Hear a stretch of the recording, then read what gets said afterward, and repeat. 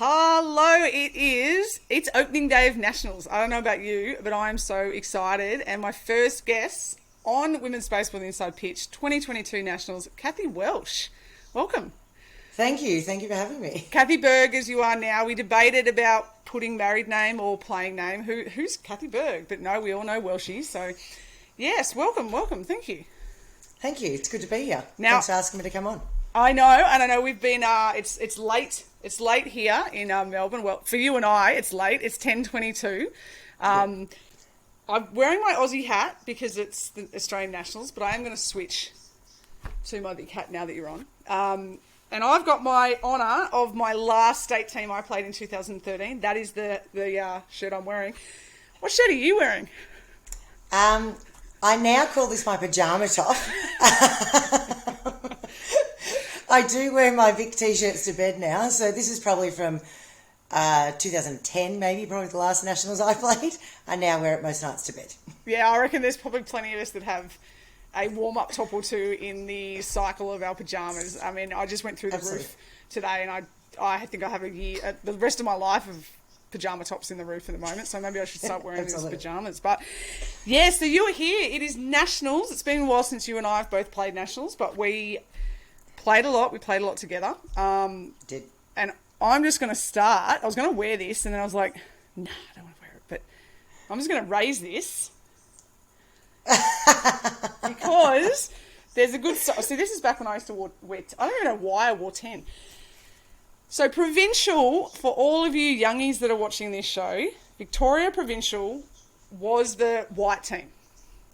Yeah. And 20 years ago, I made the provincial team, and that was my first team, and then I went through. And that is exactly the same journey that you took, which I think is awesome. 2005, look at me. I've got everything. Wow. I've got everything. And there we are, Victorian Provincial, Kathy Welsh, down the bottom, printed program. I don't think they do that anymore. It's actually in colour, so that's pretty impressive. 2005, tell me about your first Nationals. Well, it was in Melbourne. Made the provincial team. I'd only been playing baseball for 2 years, I think, by then. And just thought, hey, why not have a crack? Knew nothing about trials or anything like that, and just decided to go and see what I can do. And I went as a pitcher, and to be honest, I could throw a bit all over the place at the time. Had nothing but a fastball, and managed to do all right in a bullpen at trials, and Colby signed me up. I remember, because you're a Doncaster player, and I remember you called the then head coach Samantha Hamilton and said you wanted to come down to Doncaster, and we'd just seen you play winter, and remember you throwing we're like, who is this flamethrower? And I think you walked 10, hit 4, but you threw bullets. And you walked down and you went, she goes, what are your goals? And you went, I want to play for Australia. And Sam's like, oh, sure. Come on. Hey, aim big. Why not? Shoot for the stars, land on the moon. And and you did. And that was like only a year or so before you actually, hit the provincial. And what was that like? I mean, I remember my first Nationals. It was just like, I don't know what was going on, but I was playing baseball every day. What do you remember? Yeah. Those Nationals were Melbourne. Yes, we played at Altona. Yep. Same thing, didn't know what to expect. It was like, okay, turn up, play baseball every day. Knew that Victorian team was very intimidating. Saw you guys roll in every day in your awesome blue uniforms while wearing yellow and green, and just sort of went, I can't wait to be on that team. It's going to happen. Yeah. And I loved it. I loved everything about it. I had so much fun. And I did all right, actually. I did okay. I did not throw all over the joint in that tournament. I actually threw really well, and sort of went from there, but it was such an experience. We ended up finishing third that year, and I'm going to say this was one of the innocence of someone coming new to the sport. They kept talking about playing off for bronze, right? And then we played off for bronze, and I didn't get a bronze medal. And I'm like, why am I not getting a bronze medal? You can't talk about playing off for bronze and not hand out that bronze medal. Oh, so you actually played for bronze and nothing was handed out? No, only first place got medals. Oh, yeah, see, that happened to us in 2002. We played off for bronze. We didn't get one. But we got, so my memory is we got one, but I believe Tony Kolf actually paid for them, or Rod Gaunt actually paid for them, and we got them later. So I didn't get one, and I was shattered. I'm like, we just finished third, and I didn't even, at Nationals, and there's no bronze medal. It's because I'm trying to remember, who did you beat for bronze in that year? Queensland, I think. Ah, there you go. We beat New South Wales in a game that just never seemed to end, and they just kept hitting balls to left field, and I do remember that. But do you remember how you played against us? Do you remember any of your pitching outings? I did pitch against you guys. I did all right. That's all I can remember is that I did all right because I remember having a low ERA and didn't know what an ERA was at that time, and someone told me what it was and said you did really well. I was like, awesome. I do remember one thing from that tournament. Actually, I was pitching, and I don't think it was against Victoria. I'm pretty sure it was against Queensland. A girl leant into a pitch, and I hadn't walked anyone. And I was like, in my head, she leant into it. And the umpire actually said, you leant into it. Get back in the box. And I was like, yes. God, I don't see that very often. No, but apart from that, I don't really remember. It's so long ago. I don't really remember that much about it. No, it's funny. And people always say that how much I know about women's baseball, but now that I think back to some of those nationals, I'm glad I have all these programs, but I don't have all the particularly the ones which, like you and I have just watched the Victorian games today, and I've got Game Changer, we've got live streams, we've got everything. Absolutely. Back then we got nothing, and I'm like, no. I can't remember this now. No. I remember what we won. Yep. I remember what we lost. But yeah, it's really interesting. But yeah, so 2005 and then 2006, we'll skip over that one. That was your first nationals. We'll skip over that one. We'll skip over it because we're going to have Tani and Brooke on later in the podcast series, and I know that they're going to talk all about 2004 and 2006. So we'll just skip over it here. But they won that. Okay. 2007, 8, 9, three-peat. Victorian, three-peat. You and I, there's a group, I'm not sure how many of us that were in that three-peat. I was trying to work that out earlier too. So there was you, me, Sam, Bronny. Shay, of course, Shay. I reckon maybe a Vic. And was Simone? No, Simone didn't play in the last one. No, she in pitched Geelong. the first two. That's right. Yeah. And I think, was Mel still around in 2009? Maybe it was only Vic, me. Maybe that's only Mel definitely played in the first two. I couldn't remember if Mel played in the third one or not either. Wow, that's so there's not many of us, yeah. Actually, no, she did play in the third one. Yes. Because I sat with her on the bus. Yes, she did. The bus. See, these are the things, and we'll get to this soon. They're the things that we remember. You remember your roommates, you remember the last celebration night, you remember sometimes the games you're just like, okay.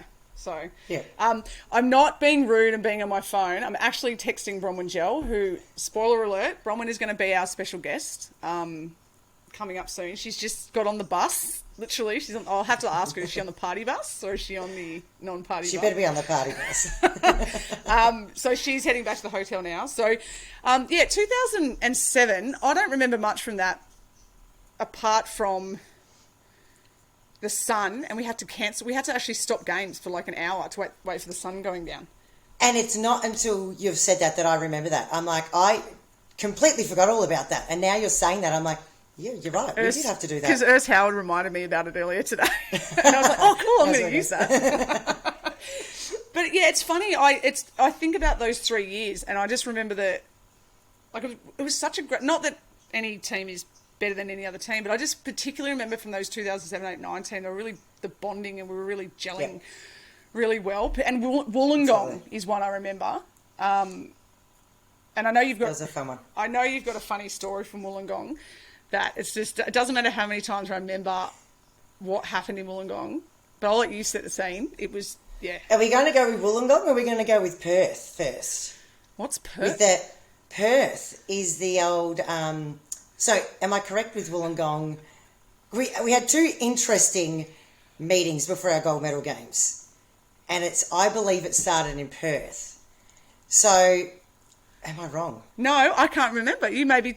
Maybe it was Wollongong. See, I'm learning in the point. No. So, I remember Wollongong. So, Wollongong was Leo and Ryan. Yeah, so it was Perth. Perth. Okay. Yeah, because my first one was Ipswich and that was Dom. And then came on Leo and Ryan up. Okay. So maybe these are in the opposite orders. But this is how, I'm pretty sure this is how Perth started out. It's my recollection, we'll say. I remember being at the airport and we're going to check in. All of us are checking in, getting ready to go and picking up our bags and stuff. Everyone's sort of moving on. And then we stop because there's a bit of a commotion. And Leo looks down, and you would think that he's just seen a hand grenade on the ground, but it is a tampon. And he has lost his mind. For a guy, that's worse. We didn't even know where it came from. We didn't know if someone dropped it or whatever, but he's looked down and had this absolute fit because there was a tampon on the ground. And that pretty much for me set the scene of where we were going to go from then on in with the coaches. I remember then after that, like, we're having a giggle about it, and he just lost it. He couldn't keep it together because there was a tampon on the ground. And he moved on. We moved on.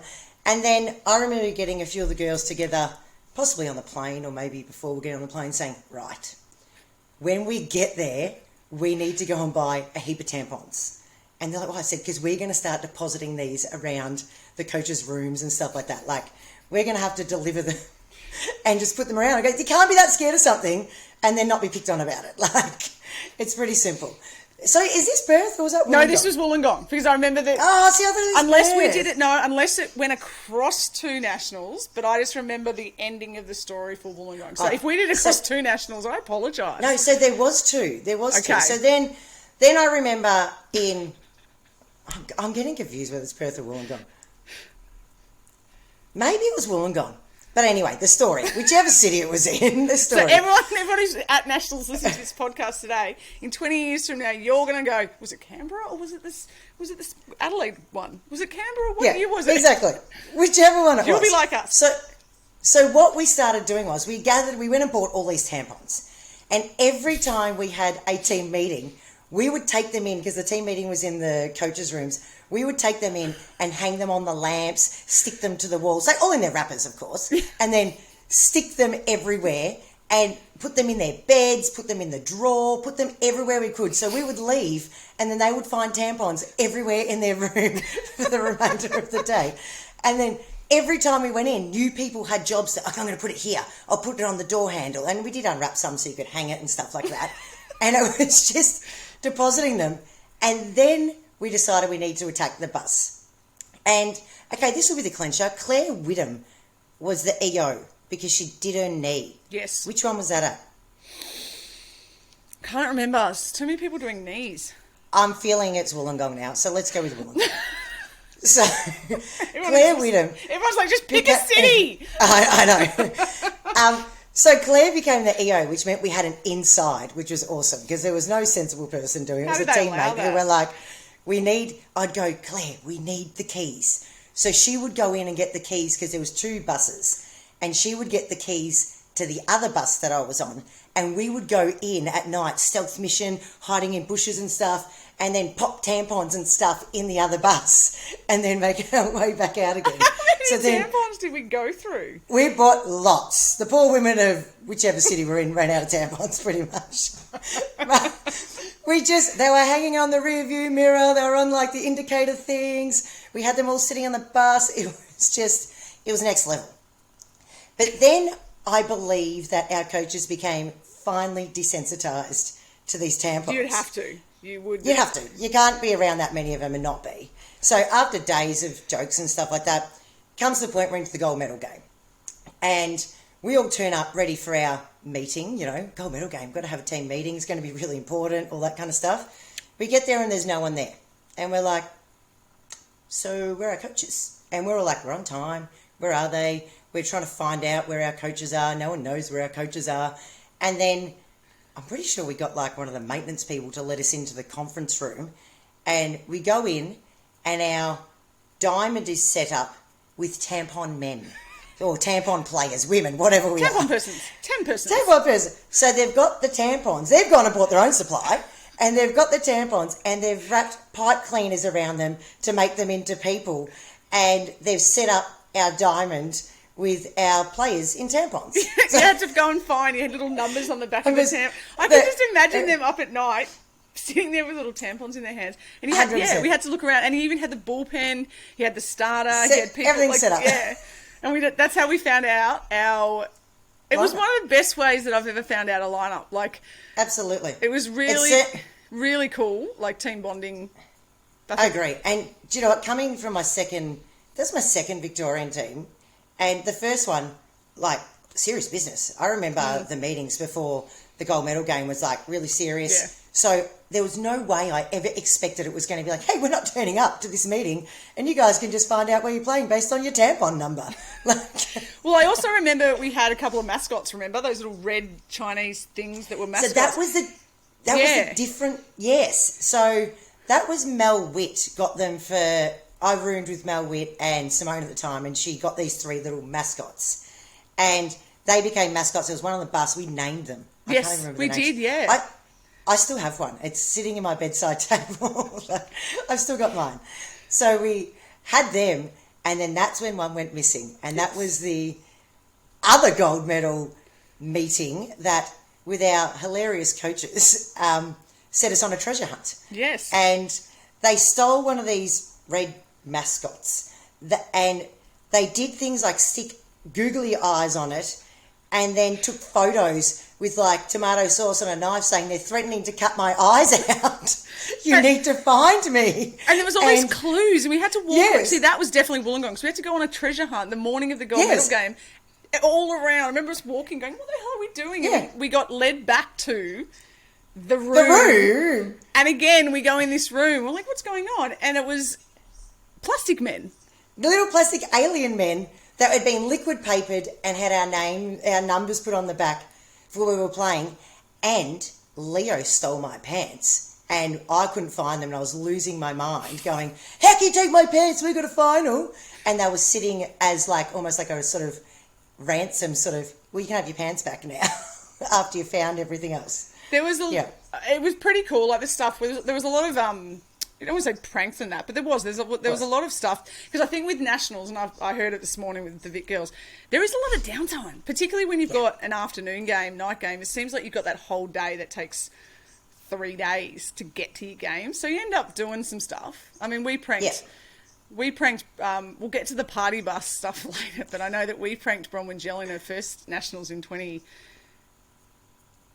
in Wollongong, I think, because she went on the party bus, and she was with Lel and I in the room, and we went, you don't switch buses, and so we got her bed and we put it out in the garden. That's right. And we went. What about that? She never went on the party bus after that. She stayed on buses because it's same seats first day. I know, but it's just bad luck if you're not on the party bus. It's the party bus and the library bus. Exactly. Yeah. So 3-peat 2007, 8, 9, and gold.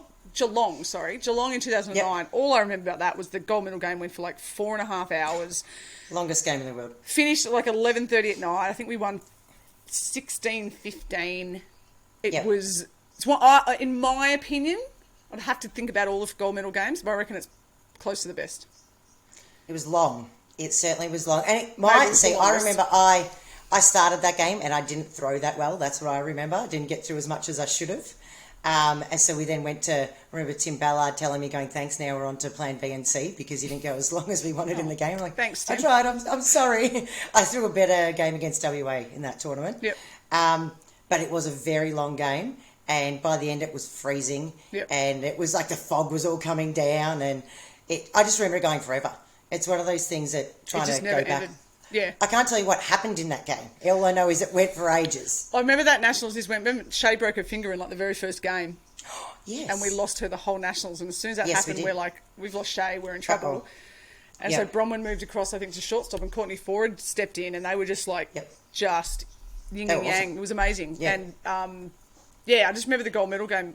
But going back to you saying that, was that your only start in a gold medal game like that, to say that you've started a gold medal game in a Nationals winning year, that's regardless of, I mean, it was a high scoring affair, so obviously it wasn't a pitching night. That's a pretty big achievement. Yeah, I'm very happy with that. Very nerve wracking, as I'm a nervous player, as everyone knew. No, we don't know about that. For anyone that's watching, at the front of the dugout, you could never ever go out. You had to do this, like, you know, when you're trying to get in a skipping rope and you go like this, and you jump in. Kathy used to stand at the top of the dugout every game, Doncaster, Victoria, Australia, just do this. between innings. It was more of a round. And just and a cross. And a cross and an up and a down. Just when she wasn't pitching, she wasn't even playing, she was just standing there. So you had to kind of go, okay, I'm going out now. It was just the Kathy. Hey, keeping you on your toes. It's all the rage now. It is. But yeah, we go 2010, and 2010, I feel like we'll skip this one as well, because I know we're talking to Nat and Chris later in the series. Yeah. But 2010, first time Victoria didn't make the gold medal game. Yep. And that was for people like Sam, Shays, even me, been in it for a long time. That was like really hard to take. And look, WA New South Wales that year, they were they'd stepped up another level, which was good. New South Wales against us that day too man, they had a day out. Like, I remember Jana taking this awesome, like, layout diving catch, and Lulu, Lenny, I call her. I'm pretty sure she pitched a blinder, and she had, like, her glove hand was fractured. And it was just she was amazing. And I'm like, how are you doing all this with a fractured hand? And they just hit like machines, fielded unbelievably. It was just... I remember awesome. Mindy. They were awesome. Mindy Latimer. Mindy owned my ass, I think, every year, but I just remember she particularly owned my ass that year. But, so it was our first Nationals we didn't play. I remember Gary Bittman was our coach, and it didn't go down well. Nope. But so, again, we'll skip that. Morgan Doty, walk-off, great. It was amazing Nationals. It was actually an awesome gold medal game. That game was amazing to watch. Yeah. I missed the first 3 innings of that game because I did drug testing. I missed the half, so I saw the good half. That's because it took you so long to be able to pee. You were so bad at drug testing. I don't want to... It's dehydrated. You just... Get me after the beers, after the game. No, but 2010 Nationals, we'll move on. 2010 for you. 2010 for a group of us, very lucky, privileged. I don't want to say lucky. We were selected in the Australian team. We were talented. It's a great honour to have been selected. But Australian team, you made that team. What was that? I'd played a few, but I always loved just hearing. Like, I just remember your reaction, and like just it was just meant the world to you. Oh, absolutely. It was my goal. To be honest, since I was a kid, I wanted to play or represent Australia in something. I just had to find something I could get there in. And I'm not a very emotional person. And I remember crying with happiness when Dom told me I made the team. And that's probably about one of 3 times it's ever happened in my life. And it meant so much to me to make that team. And then to be away with the group of girls that we were away with and go through what we went through and the bonding, and it was just a next level experience. Like, what happened there was hard, but given that we all turned out okay and it turned out great, it's such a great story to be telling people. Like, someone got shot and this happened, and we had snipers in the stands and security guards following us everywhere. But it was really such an honour to represent your country. And every time we put on the jersey and you sing the anthem and everything, you belt out the Australian national anthem with every ounce of your being, because you're so proud to be there and so happy to be doing it for your country, for the rest of women's baseball, and it's just so amazing, as well as terrifying. Oh my God, yeah. There were at-bats I would stand there and I'd just be sitting there just absolutely, and I used to actually stand there going, why am I doing this? This is like so, and then yeah, like it's supposed to be hard. The hard is what makes it great. Absolutely. And like the crowds that we had there were just, you couldn't even hear anyone. So the coach, I still remember the coaches trying to yell out to the players, can't hear because there's a brass band and the vuvuzelas and everyone going crazy. The Venezuela games. Yeah, unbelievable. It changed the dynamic of how we played, because we used to be playing at like 2010 Nationals in the Gold Coast. There was 35 people, and suddenly there was maybe on a good day 20. There was suddenly 20,000 people. So usually Dom would just stand out the top of the dugout and go, "Hey, Macca, move over," and I'd move people over, and he'd be like, "Remember, like I'd come in and be yelling, why aren't you moving?" I'm like, "I can't hear anything. I can't hear you. I can't hear." Like everything changed, like calling between outfielders and infielders, and it completely. That was hard. Like it was kind of like what you're doing with major league teams. But yeah, it was. It's funny how we always talk about we've got a great story to tell, but there, as you said, there were some really hard times in there. It was, and it was hard scary. scary, but even just the pressure. When we got to a point where it was like, you must win every single game, and you're going into every single game with we must win, no one can afford to do anything wrong sort of thing. We've got to get there and get the job done, and the pressure of the crowd and stuff like that just adds to it. I still remember when I first came in to the first game, and I said to myself, do not look into the stands until you walk off the field, because you just cannot add that to your pressure. And it was terrifying, like the adrenaline. And I'm at the point now where I try and recall when I was actually pitching, and there's so much adrenaline was pumping that I can't remember it. So I am almost certain, because 2010 I remember, and obviously when I did that video on the 10th anniversary, I'm sure, so you came in, your first outing was against Cuba? No, second. That was my second. My first that was one your was second Netherlands. one? Yeah. Netherlands, you I came in. Sorry.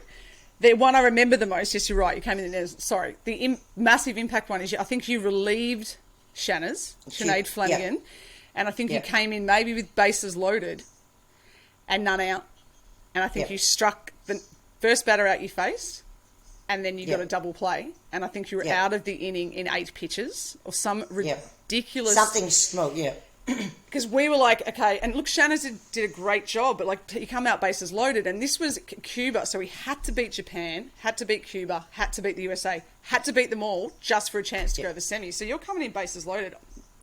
I'd never be a pitcher. Well, you just don't get to think about that. You just have to try and throw strikes. I was just in the outfield going, please throw strikes.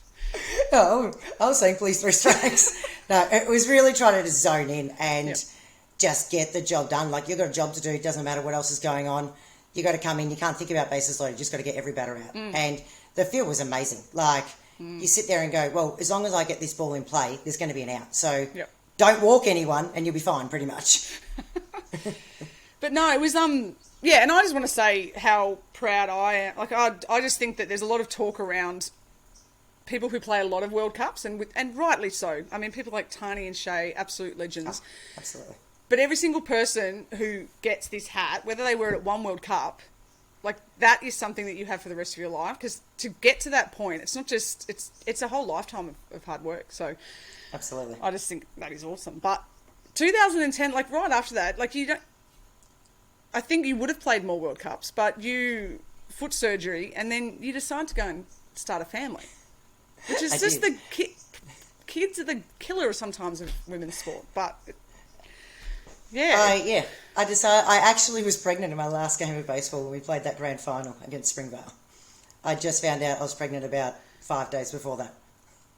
Wow, did I know that? I don't know. Maybe I was pretending to drink after, so we're all celebrating. I still remember the champagne going around and me with my mouth closed, passing it to the next person as it's spraying out the top because I didn't drink any of it. Oh, wow. Yeah. And then I was done after that. So you're in for a short time, but a good time. Do you wish you could have played more? Because like you did in a 5-year Nationals period and a World Cup, you did a lot. I did, yeah. And I love what I did. I wish, it's almost like, I don't regret stopping at all. I stopped for the right reasons. And I still remember having a conversation with Dom, actually, when I rang him to say, because I went into the 2011 Nationals, I didn't play because of the surgery on my ankle and foot. And so I was in the Australian squad again. And then I called him and Johnny and told him I was pulling out because we wanted to start a family. And I remember Dom saying to me, yep, you're 33. So I get that. He said, if you were younger, I would try and convince you not to, so you can come and play a few more. But I understand that you want to do that. And I don't regret stopping then and why I stopped for. I kind of wish that I'd started earlier. I didn't start playing until I was 22 years old. Yeah. So it's kind of like, had I known about baseball earlier, maybe I could have got more in earlier. Because I turned 31 at that World Cup. So to be a rookie at 31, I'm like, I'm one of the oldest people on the team, but I'm a rookie. Well, I was a rookie at 23 and I thought that was old. Like, because now, like, I have kids coming up to me, they're 15, 16, they're like, oh, I haven't played for Australia yet. Bronwyn's played for Australia. And I'm like, or whoever may have played for Australia when they were a teenager. It's like, man, I didn't play till I was 23. You didn't play till you were 31. Yeah. That's awesome. But that's it. The girl actually got shot on my birthday in a... That's right. Because we were in lockdown. That's right. Because we were in lockdown and you had this, they gave us all presents and we had like a... They did this big song and dance for my birthday and it sung all this stuff in and we're like... Spanish. We're like, read the hotel room. Someone just got shot. Like, are you kidding me? They're trying to make us forget what happened out there. I don't think that was going to happen. When we're like lying in bed that night and there's like gunshots going outside our windows, we're like, nah, we're not. We're out here. I actually, this was my phone call to Ryan. I remember calling Ryan to tell him that someone had been shot. And then, can't tell anyone, all that kind of stuff. We're going to make sure everyone's family knows. And then hung up and went, he didn't even say happy birthday. And rang him back and said, you didn't even wish me a happy birthday. And he's like, you just told me someone got shot on the field when you were there. I was like, yeah, but it's my birthday. It's just, I still remember that. As I said, like Sam and me were our next of kin, so they couldn't contact anyone for us because we were both there. And then my dad heard it on the radio, and my mum heard it on the radio, and then they started freaking out. I ended up calling my sister because I didn't get through to my parents, and they were fine. But so don't make sure you don't have a next of kin that's not actually at the World Cup. It didn't work. But yeah, just before we go off to some fun questions, and not that this hasn't been fun, but some cricket questions, and we get Bronwyn on the line. We talk about nationals, it's like, what's your best, if you could pick your best moment from a nationals? Ooh. Do you know what? That's so hard to do. I'm going to be honest with you. I don't know if I could pick one. I had a lot like either. You love everything, and being able to be there for a week, forget about the rest of the world and play baseball with a great bunch of girls. And, you got friends in other teams and stuff as well, getting to catch up with those people. And for me, being a pitcher who, in 2007 and 2008 did not play very much at all. When you're sitting in the number 2 spot, didn't play much. I think I pitched 7 innings and 5 innings. I used to tell Leo that I pretty much paid like $50 a pitch when I was away those years because I barely pitched. It meant that I had a lot of time on my hands to think about pranks and things like that we could play, and last night out and doing silly things. And it was a lot of fun. And it was just bouncing around the dugout, being the bat girl, as I used to try and be all the time, to get a bit involved and that kind of stuff. So it's almost more the off-field antics that I have so many memories of and so much fun with. And I was a victim of one of those. Because you talk about forgetting things. There's one thing I'll never forget. Wollongong, again, we're back to the Wollongong. It's definitely Wollongong. Yeah. Do you remember there was that game that was on the back diamond that you, Mel Witt, and I'm pretty sure it was Ryan, decided to stick things on people's hats? And someone on our team was eating rice, what are those biscuit things? I don't know. No, weren't they the little, kind of little packets of the mixed little rice kind of things? Who's eating that on the dugout? Why are they not mixed lollies? Who's eating those? And so Ryan had one stuck on his head, and we're all in the dugout. We thought it was hilarious. And I was laughing, and everyone's laughing with me, and I'm like, this is hilarious. And then went out, played an inning, came back in, and then took my hat off to go and have an at bat. Yeah, I had a rice thing stuck on the side of my hat. I forgot all about that. Yeah. Thanks. Yeah, I do remember. So maybe you should have been a position player and you would have less pranking and I wouldn't have had a biscuit on the side of my head. They could have put me in the field. It wouldn't have gone very well, but they could have. I've seen you back. Yeah, no one needs to see that. We don't need to see that. No one. But no, you're right about nationals. It's just, you can't sum it up. The only thing you can say about the favourite is you're away, you're playing baseball every day, bunch of chicks. Absolutely. You can't. Just awesome fun. Yeah. Before we get Bronwyn in, we're going to do a quick inning with Welshie. Oh, here we go. And it's rapid fire. Oh. So you can say the first thing that comes into your head, or you can think about it. Oh, good Lord. Toughest batter you faced at nationals? Katie Gaynor or Crepper. Yeah. Katie Gaynor, if you miss a spot, I remember her hitting a ball over my head at Geelong that I don't think's landed yet. Yeah, good. No, we played there the other day. I think it just landed. Yep. Just now, yep. And Crepper, I used to go deep with her in a few counts, and I'm like, oh my goodness, kind of get on or get out. Like, you're making me work real hard here. Yeah, Chris and Nat, I used to just stand on the fence and go, eh. Yeah. Worst teammate, roommate habit. Be nice. Okay. I I don't know. To be honest, I reckon I was the pain in the butt. Yes! That's why I put that question in. Okay, so apart from the fact that those people who did the personality trait thing in one of the Australian squads, you'll know what I'm talking about. I'm a stock standard mozzie, so I am everywhere and I'm swinging the arm and I'm bouncing around and I can't sit still. It's like, as an enforcer, you are very annoying. On a baseball field, though, but that's why we're so good friends off it. Yeah, no, I would rate that. So myself. I rate that. I think I know the answer to this. Party bus or library bus? Oh, party bus for sure. Party bus. Night game or day game? Night. As long as it doesn't go until 11 o'clock at night in the cold. Yeah, and the fog doesn't come down on us, Yeah. No, night games under lights, there's something special about it. You're right. You feel... Yeah, I love it. It feels a bit more important than special. Yeah, some of the day grand finals, you kind of like... Although the day grand finals allow you longer nights, then you don't have to like get up and go to the airport too seedy. So, maybe that's... Some of them haven't been fun, yep. Yeah, no, they haven't. No, they have, but then the after hasn't been fun. No. Best lolly in a game. Now, you've been in the dugout, and you were always very good at the lollies. We had good spreads back then. They were, I'm going to say raspberries and bananas. And I do remember the bananas started with my first nationals. That was another coach. Kane. Yeah, so Kane used to sit there while he's doing his little thing on this, like whatever he's doing, and he'd have bananas next to him.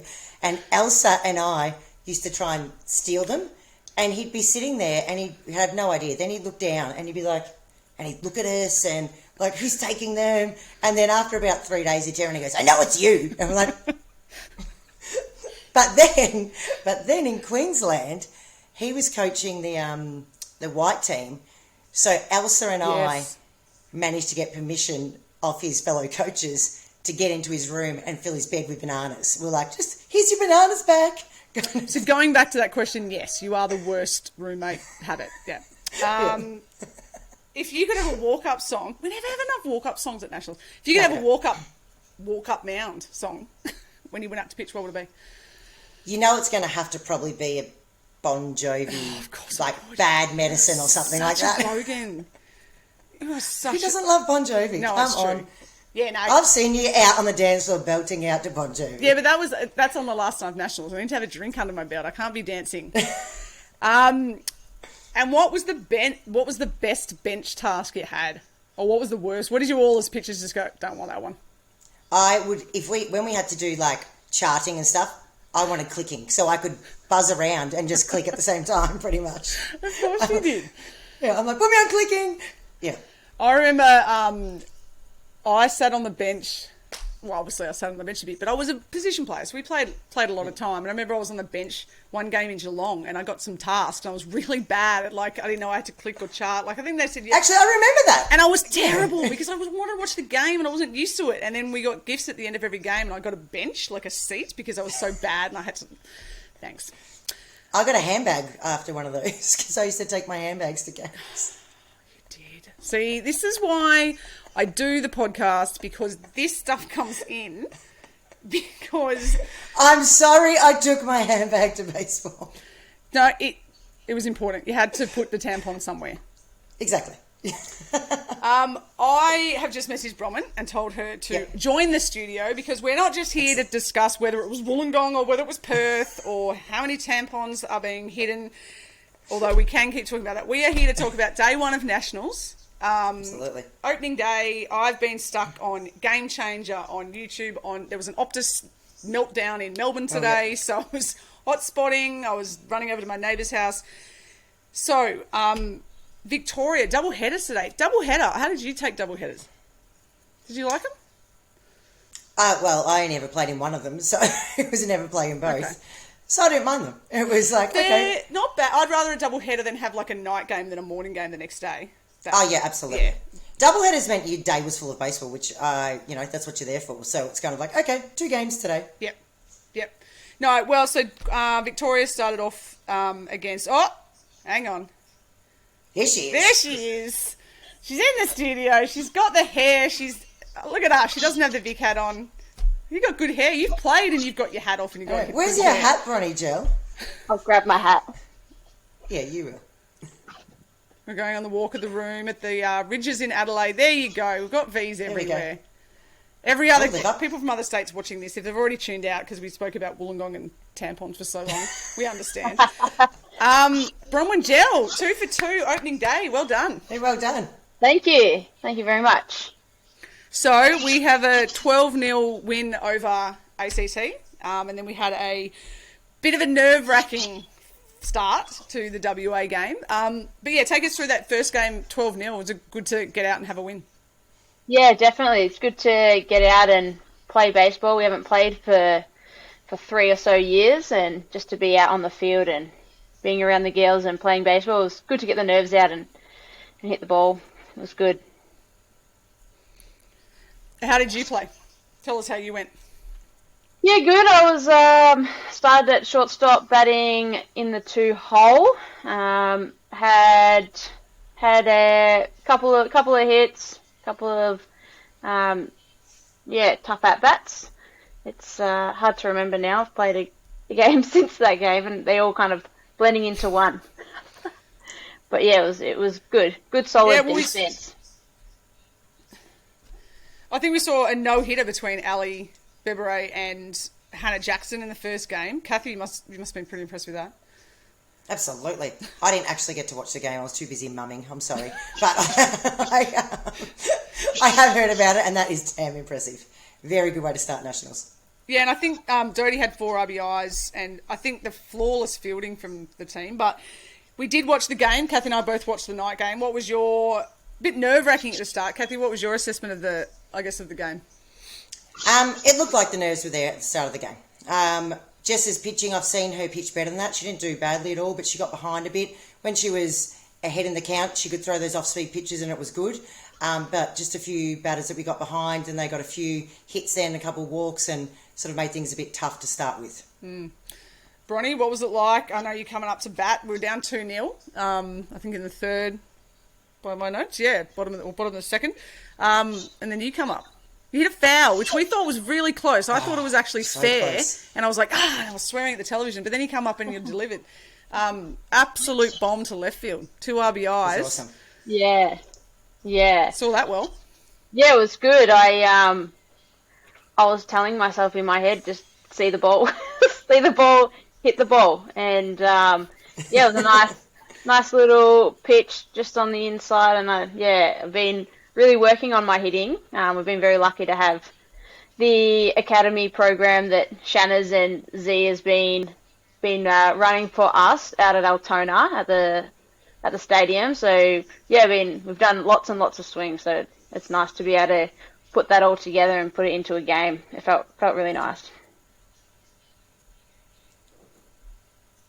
Yeah, I think Kathy and I were talking about we thought we probably got Victorian missed a few calls, I think. I don't want to be too harsh on the umpires, but I think that in that inning could have easily been a strikeout there, that girl that got the runs for WA. Don't take anything away from it. 2 really close calls there, and I think a similar close call went against Abby McClellan when she got struck out with bases loaded. So it was quite 2 significant moments in that game. But you delivering that double, what was the mood like in the dugout and the field with the Victorian team? I mean, you've gone there defending champions. Your team is stacked, and I would say that even if I wasn't wearing this hat.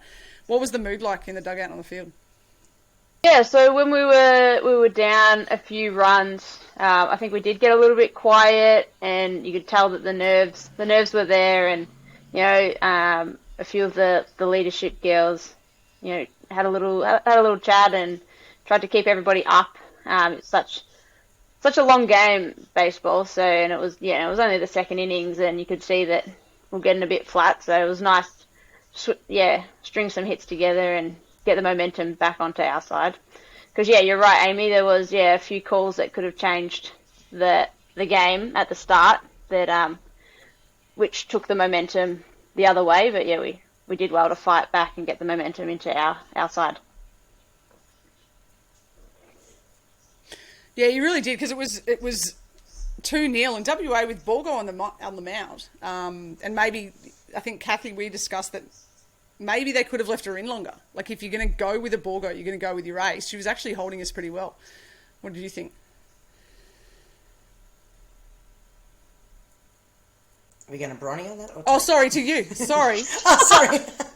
No, yeah. I thought if they left her in a bit longer, it might have been a bit closer. It's sort of when they changed that picture, then came in, Vic got some hits and got on base and momentum started going our way, which was awesome for us. But maybe that was a bit of the difference of how long the game went going with that sort of run difference. It might have been a bit closer in the end. Maybe we wouldn't have got our run on so quickly and so well otherwise. Yeah, well, Brian, you came in and hit the tying run to go 3-3, and then it was floodgates open from that point. I think there was a 6-run fourth, which, yeah, I think WA may not have fielded as well as they'd like. They'd obviously hope for a better outing tomorrow. But it just shows that, because the Victorian lineup is, as I said, it's 1-9. You must have been pretty happy, Bron, with how the team rallied in that and then for the rest of the game. Yeah, definitely. There was lots of hard hits. Jacko's hit. Just so much pressure on the WA defense, I think, was really good, and some really great base running. They're things that we've been working on. But yeah, WA's defense was solid. There was some really, really great plays by their third baseman as well. So it was a really good game. Absolutely. Yeah. Now, Kathy did say that she reckoned that if she was over in the front of the dugout doing her arm thing, like she did at the start of every dugout that she used to do when she's warming up, that could have loosened the dugout out. Yeah. Now, Bron, you're a veteran now. You've played First Nationals, I think, was in 2008. You've been around for a while, and you're still a lot younger than Kathy and I. What does Nationals mean to you? What does playing for Victoria mean to you? Yeah, means a lot to me. You probably remember me when I was a little 12-year-old running around, happy to be Batgirl, anything I could to be around the Victorian team, and they were my role models. And all of you guys, and back when you guys were in the royal blue, and I've still got that hat that Sam gave me. It's in perfect condition. It looks brand new. One of these old. Yeah, yep. But mine looks brand new. I just put it up on the shelf and I looked at it, and yeah, so it was something that I aspired to from a young age, and so having role models for myself was, I think life-changing, really, to have sport.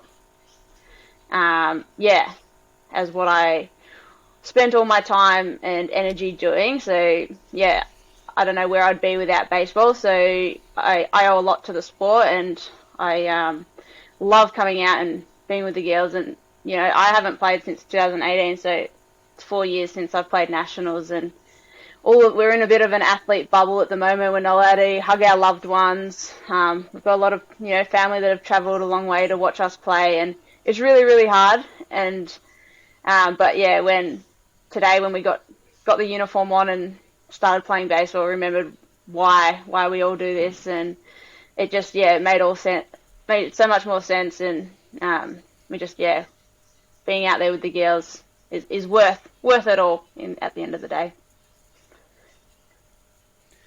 And you talked about that COVID bubble. For those that aren't aware, head coach Samantha Hamilton got COVID a week ago, so she missed today. She's been coaching, I guess, virtually. Dwayne Davenport and Stephen Black have been there, and Sam's been doing virtual FaceTime meetings, and I think you guys wanted her face in the dugout so you could talk to her during the games. Maybe you might not have wanted that in the first part of tonight's game. Maybe not. How's that been? And the EO, Ursula Howard, tested positive this morning, and she's obviously now isolating in Adelaide, and the whole team's tested negative. What's that been like for you guys? Yeah, it's been tough. Like it's not an ideal situation. We'd love to have Sam here and have her as well as Urs. And yeah, we've had to be flexible, but I think being Victorians, we've been through a lot the last 2 years, so it's nothing different. We're used to wearing our masks every day. We're used to socially distancing, and it's been hard, and it isn't ideal, but we've been flexible, and the team are doing really well to support each other and look out for each other, because we don't want to make any silly decisions, because it doesn't just affect yourself, it affects the whole team at the end of the day. No, you're right. And just going back to favourite Nationals moments, do they involve Welshie pranking you at any point? Because we've discussed that was, apart from her pitching, that was her crowning glory at Nationals. Do you remember being pranked? Because I do. Yeah. Ronnie, there's no way I pranked you. No, you didn't. I don't know if you pranked me. What? You don't prank her, but you prank... But I've got some stories, but I'm not sure if I should share them on this podcast. But I remember being 14. We spent 25 minutes discussing tampons. We can share them another time, Ronnie. But I was 14 when I made my first Victorian team, and I think, you all took me under your wing and looked after me like I was your own child. So I appreciate Welshie. Welshie's looked after me. I do remember. What's that? I don't know if I'd say look after, but I did my best. Do you remember when you were running into, was it my room? Someone else's room? Straight through the flywire screen. That was going to be my story because I remember something else about that. About someone holding us. Okay, don't tell whatever else it was about. That was, okay, no more. This is a PG. What happens at Nationals stays at Nationals. I wasn't the only one to do it. You have a day off. No, I know. Yes, day off tomorrow. Oh dear. I don't know when that's going. Yeah, and then you're up against who that would be day 3. Who you got on day 3? Great question. Do you know? I do not know. I should know the answer, and you should know the answer. Do you want me to see if I can find it? I can find it. Just talk amongst yourselves. Yeah, good day. Did you see others? We haven't actually talked about the other game. So Queensland, yes. I think while we're finding the score, Queensland A, I guess, beat Queensland Development Team 11-3. Like us, they had a 7-run fourth, and then New South Wales, far too good for South Australia tonight. So New South Wales looking quite different. I think everyone who has seen, they have brand new clothing. Yep. They are New South Wales. They are blue. They're royal blue. It's quite different. Yes, they are bright. Yes. So they're quite different to what we use. So yeah, it's going to be an interesting matchup. So who you got day 3? What was that score, Amy? The New South Wales. New South Wales and South Australia score ended up being 12-1. Yeah. So on the back time, there was lots of cheering. It sounded like a very exciting game.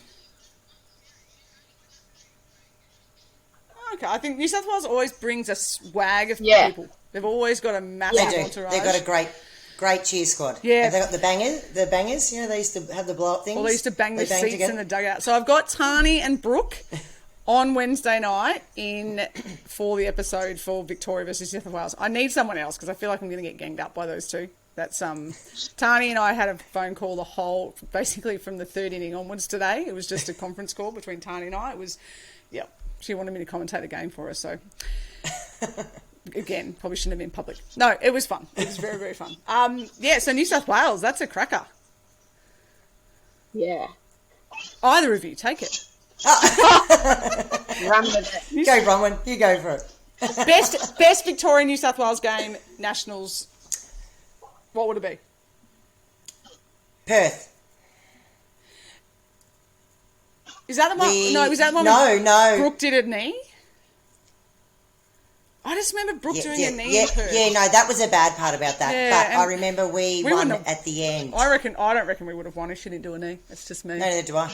But I remember the part of it with you doing like a layout slide. Oh, did I? And then, you stole second base, did a layout slide, I'm pretty sure. Yes, I did. And Whit came up and hit a double and scored you. Oh, yes, you did. We scored on a waterhole and I scored. Oh, yes. See, again, This is why we do the podcast. We remember this stuff. Yeah. But Brooke did a knee, which sucks, so. I remember that now. Yes, I forgot that was the walk-off. Yep. Yeah, I reckon either Geelong or Melbourne, just because they were epically long games that just high scoring, which you don't want, but at the same time, it was, they're my favourites. Yeah. So I think Perth was a low scoring, good game until the end. Yeah, like Ipswich as well. Ipswich was only I think 4-0 or something. Nerve-wracking. So, low scoring game, Bronnie. Yeah. Do you know where you're playing? Coach isn't there yet? No, not yet. Did well. I think they're going to have to do well to get Yeah, not sure. You're going to do well to get through you and Abby at on the left side. Yeah, working well together. What are you laughing at? I think I have a delay. Unlike this podcast with the delay. Yeah. There's a delay. I'm a long way from Adelaide. Optus crashed in Melbourne today. You're in Adelaide. So I think we're not working as well as you and Abby are on the left side of the diamond. Shaker had an awesome game at second today. You guys I tell you, to score runs against you guys, you're going to have to do bloody well. It's a cracking team. Yeah. Yeah, Abby Kelly turned to me. Do you know what I'd like to happen is that... No, go. Talk about the game. I was going to talk about something else. Okay, we'll go to Bronwyn, then we'll come back to you. I was just saying, today in the dugout, Abby Kelly turned to me and she asked me a question. She goes, who do you think would win, our defense or our offense? And I had to really think about it. But I think, good question. Great question. Yeah, but I think our offense, I think we hit the ball hard, really hard, and we put a lot of pressure on the field. That's mine. Yeah. My call. My brain immediately wanted to go to fielding because you guys are legit, but God, I shagged a lot of balls in your trainings, and I was on the fence. Yeah, it was scary. I'd be scared fielding. Absolutely, got big hard hitters in that team. I'd have my heels on the grass.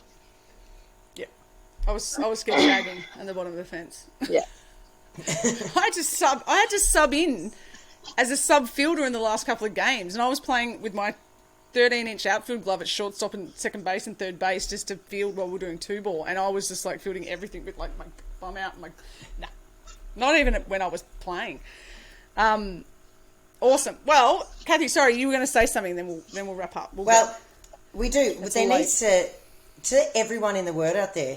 Lel England is 27 years old, so that is something that needs to be fixed up. Yes, Lel did in the commentary tonight. They shaved a lot of years off Lel, which if I was Lel, I was getting years shaved off. I'd love it. She's younger than you now. Yeah, there you go. She's got a kid. She's younger. They actually mentioned it a couple times and then spoke about the age difference between her and the picture, and I'm like, that's out a little bit. That's funny. We need to check some of those. But at least you went Bronwyn Gell like you were at the World Cup for the whole week of the World Cup. So anyway, well, I'll let you go because you have to recover and you got a day off. You're fine. You're gonna spend the time down at Henley Beach. What are you doing on your day off? Just social distancing? Yeah, I'm not really sure what the plan is. I think something probably outside. It's going to be a beautiful 27 degrees in Adelaide, so something COVID safe and within our bubble. But I'm going to go quickly do pool recovery before the pool shuts and have my dinner. And then have a nice little sleep in tomorrow and maybe do a training session, I think someone has mentioned, but I'm not really sure yet of the plans. Cool. That is awesome. I'll let you go, and Kathy, we can stay on. Bron, just you have to leave your app open so you can upload your files because you're only at 35%. I'm watching the little data on the side. So Abby McClellan had to leave it open for like 24 hours. I'm really hoping yours loads quickly, so just leave it in your room with it open. Enjoy the pool. You. Enjoy your day off, and we'll be watching night game Sunday. Sunday, Easter. Sunday night. Yes. I don't know what day it is now. Sunday night, Victoria versus New South Wales.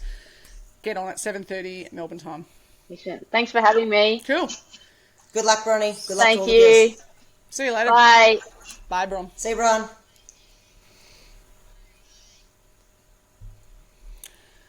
Well, there you go. Bronwyn Gell. That was Bronwyn Gell. Bronwyn Gell.